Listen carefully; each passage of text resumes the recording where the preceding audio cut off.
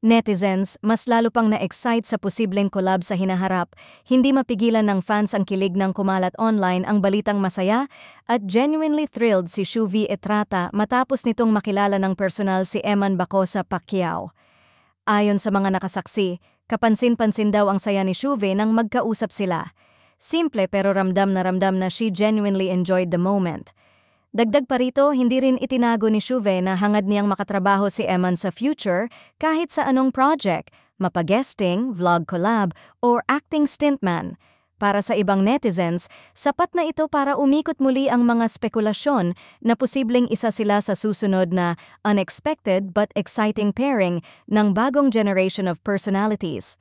Trending pa sa social media ang mga komento ng mga fans na nagsasabing may natural spark ang dalawa kahit sa simpleng interaction lang.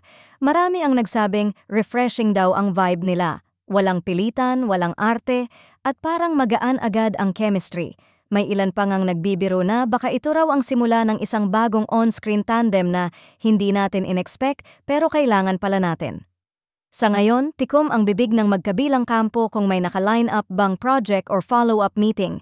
Pero sinabi ni Shuvi na open siya sa kahit anong oportunidad basta't maganda ang concept at timing.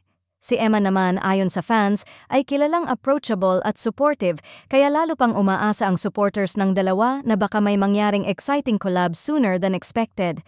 Habang wala pang konkretong plano, sapat na ang isang simpleng pagkikita para gumawa ng malaking buzz at mag-iwan ng tanong. Ito na nga ba ang simula ng bagong tandem na aabangan sa 2026?